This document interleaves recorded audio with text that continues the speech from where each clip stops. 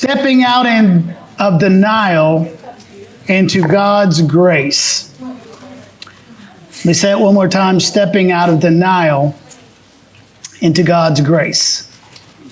And the subtitle, I think, probably is more important than the title. And that's Finding God's Will for You. I'd like to talk to you about finding God's will for your life this evening.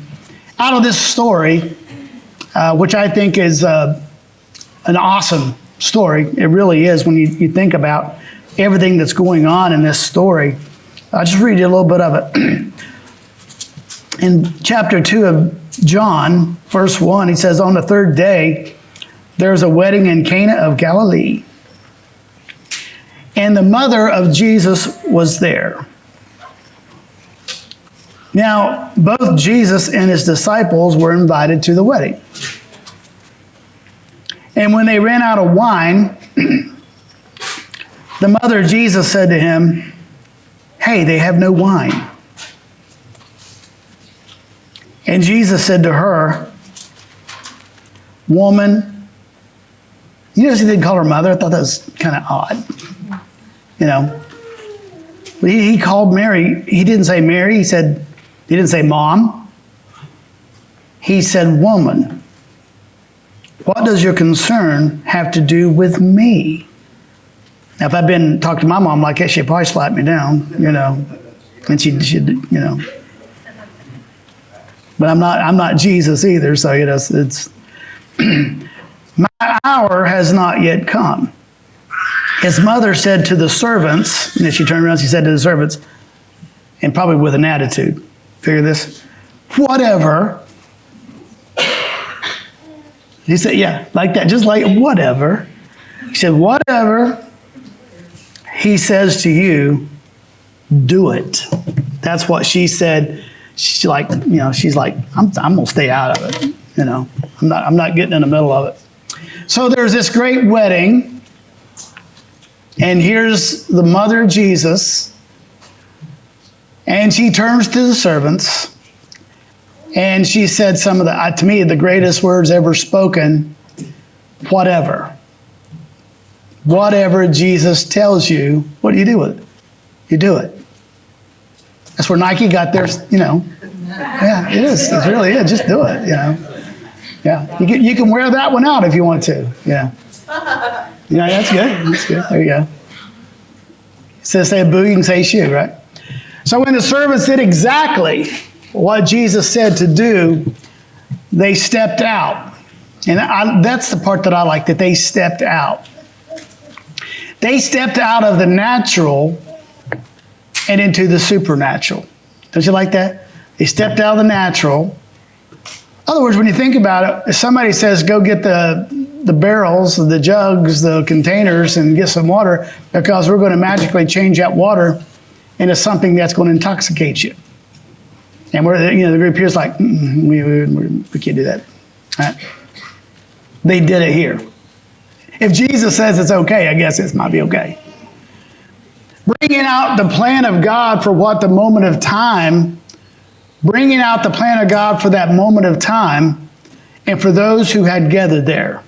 They stepped out of the natural of, this is nuts, I'm not doing this. And of course, Jesus' mother said, whatever, you know, whatever he tells you to do, just do it. And so they looked to him and he told them what to do. And it's an awesome story. And the best part of this story is the fact that they just did it. Even mom got it. I think a lot of us are control freaks, aren't we? Anybody control freaks here? Control freaks? Yeah. I mean, it's good to admit it, really. You know, it's good. I mean, to admit that and own it and all that, because control freaks thinks that they've got to have some. I'm kind of like that, I think, a little bit. But the last few years, I think my church can say I've kind of stepped back, realized that, you know, it's going to happen and it's going to be okay. You guys got this stuff, you know, and so I've kind of had to back off that a little bit and just say basically whatever Jesus tells you to do, just do it. And I'm going to back off and just say whatever. And so they went and they filled the water, the barrels, should I say, with water. And he took those and he turned them into wine, just like that. And You know what this says to me? It says that God has a plan for your life, because I think a lot of times we think that we're just nothing more than worthless water. Water is like the most worthless thing that could ever. It has nothing in it, really. Especially if you're going to make wine out of it. It simply has no ingredient in it that would become wine. Even the molecules, if you study the science of it, it's impossible to turn wine from water. There's just nothing there. There's nothing, even if it was dirty water. Like Ironton water. It was just, nobody, not even the people that's drinking it. And so, now you might mentally agree with me and believe that God has a plan for you, and that's easy to do. Yeah, sure, I think he does. But I think your question really is, and here's the crux of it, I think I just can't figure out how to get it all to happen for me. I just can't figure it out. I think God does have a plan for me, but I just can't. It's so complex. It's so hard to do. And I just can't figure out how to get it all to happen for me the way I believe that God said it would be, the way I believe that God said it would be. And maybe a lot of it's our interpretation of what God's will is for us. I really think we overthink it sometimes. That God has a plan. Well, it's really just as simple as this story, I think. Jesus said to these disciples, go get those water barrels and fill them up and bring them over here. And I'm just going to, they're out of wine. I don't want the groom to be embarrassed. I don't want there to be a scene. I don't want everybody to leave before they even say the nuptials. And so I think it's really that simple. Whatever he tells you to do, just do it. Because I don't think that they knew exactly what this was going to be. They just said, well, I mean, if he said it, we're just going to, and even mom said, whatever he tells you to do it. She's backing him up. So there must be some kind of plan here. And so I know it really sounds simple, but if you're looking for God's will for your life, just whatever he says to you, do it. Simple. It's very simple like that. Cheryl said right before the service, she came over and she said, you're very excited. And she said, ever since I've gotten baptized, things have been happening in my life. Sometimes it is that simple. She said, I'm just doing the next right thing.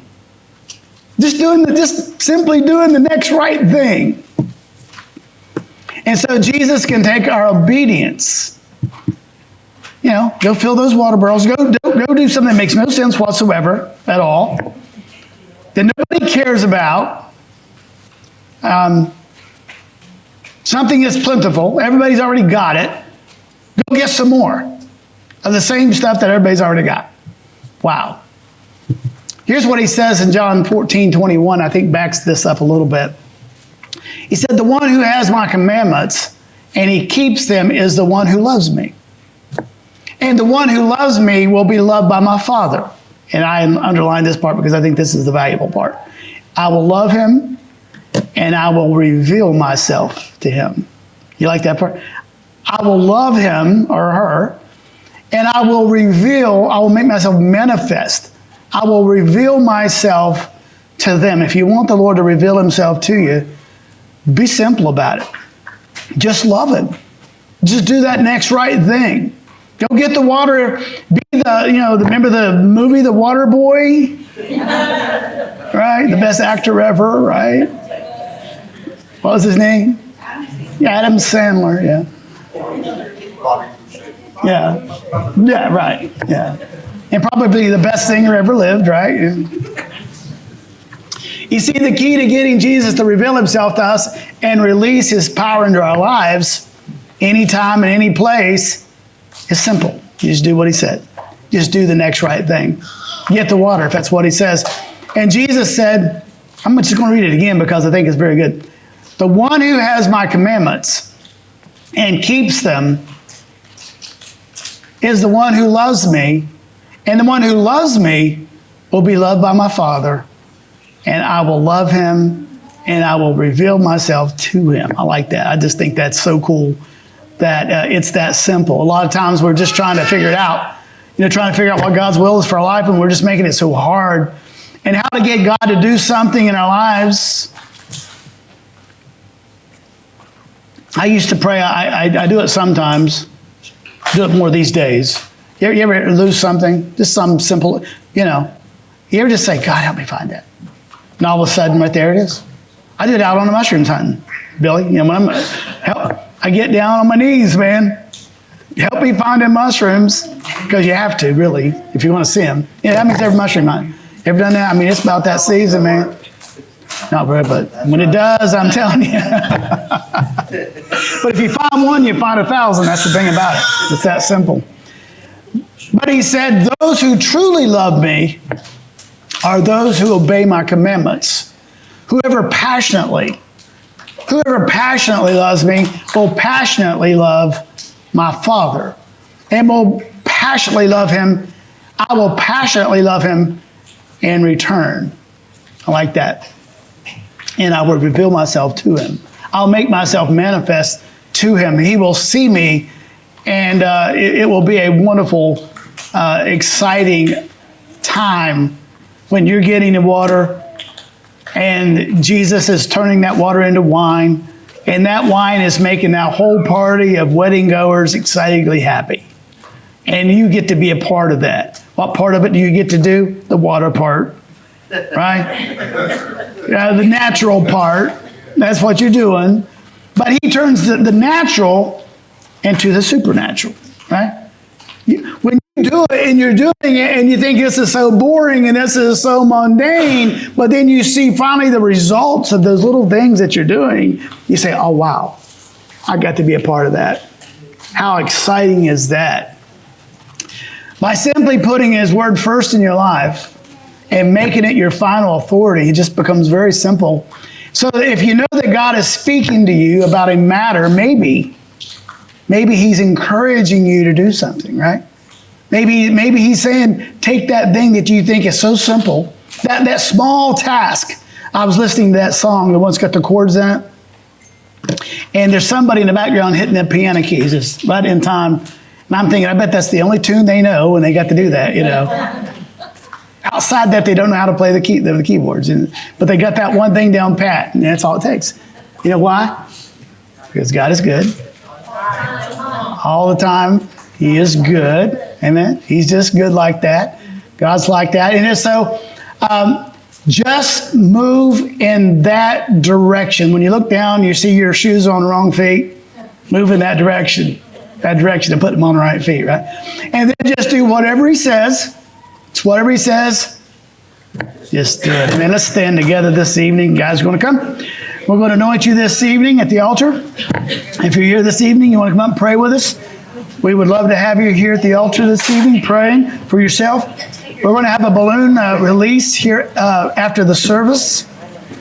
And if you've ever been to a balloon release, it's a wonderful commemoration to those who have passed on, that's not with us any longer. And you can put your name of somebody that you love, that you miss, on that balloon. And we're going to release those balloons, and it's going to be a glorious thing.